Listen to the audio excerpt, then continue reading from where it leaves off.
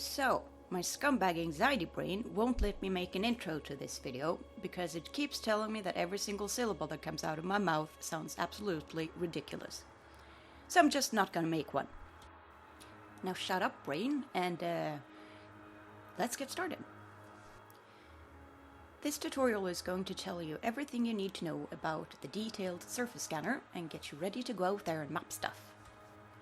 Now it's actually kind of fun to use, and it's very useful. I think I have it on every single one of my ships. If you don't use one already, you'll need one when you're exploring to map planets for data to sell. You'll need one when you're mining to map rings to find hotspots. You'll need it for finding sites on planets, especially when you're gathering materials, which you'll need for both engineering and for synthesizing stuff. Now, the detailed surface scanner doesn't come with any of the ships when you buy them, so the first thing you'll have to do is to buy the scanner. I suggest checking eddb.io to find the closest station that sells them. Now, at the station, you go to Outfitting. The scanner is an optional internal. I've put mine down here in slot 3, but it only takes a slot 1, so you can put it wherever you want. Down here you see surface scanners. There's only the one type and it costs about 240,000 credits. So buy that. And, well, if you see this symbol, it just means I've got mine engineered.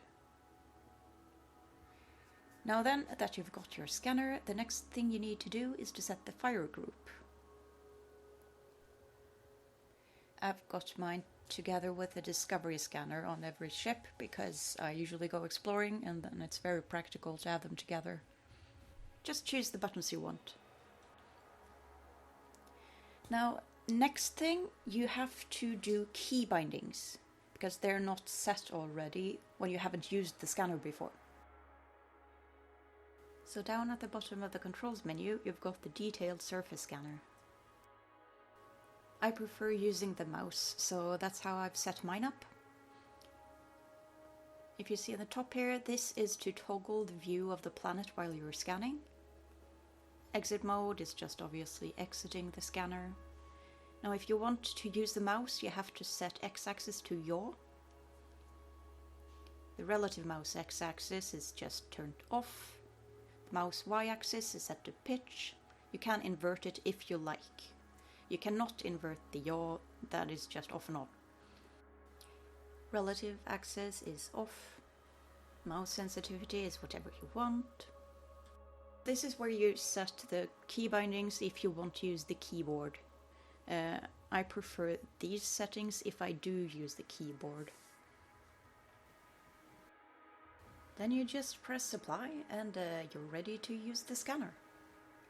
So go find yourself a planet you want to map for whatever reason and fly close enough to it to use the surface scanner. Closer is better, but you have to be in supercruise to use the scanner, so too close and you might enter the atmosphere if you take too long mapping the planet.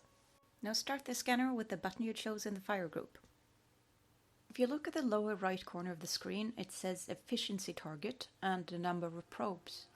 This means that if you manage to use that number or less, you get a bonus on the payment for the exploration data when you sell it. If you care about the money you'll get from mapping, or if you just think it's fun, try to use as few shots as possible.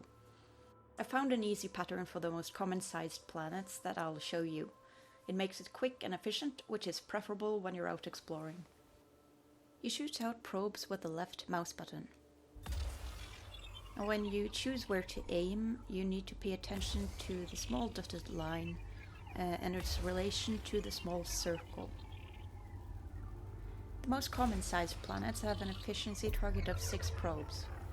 With this pattern you only have to shoot out 5, but the planets do vary in size even if they have the same efficiency target, so some planets will be bigger and you'll have to be more accurate with your shots than the smaller 6 target planets.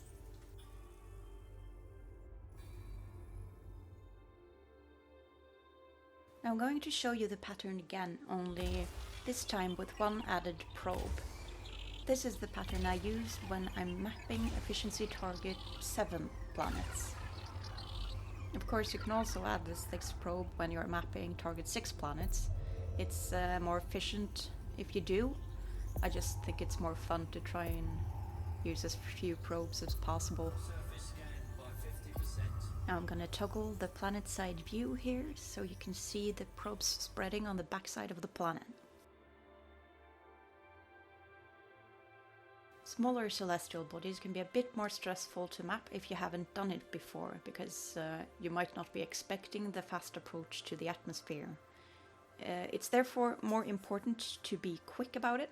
So if you are stressed, just shoot out more than you need as soon as you begin.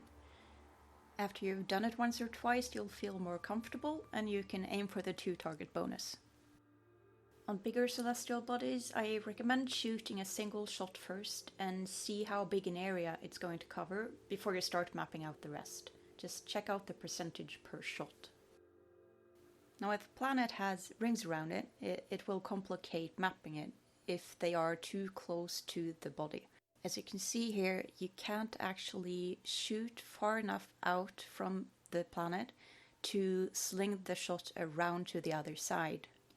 So to map the planet, you'll have to first scan part of it for one side, then fly around and restart the scanner to scan the other side. I've got a couple of tips for you before I end the video.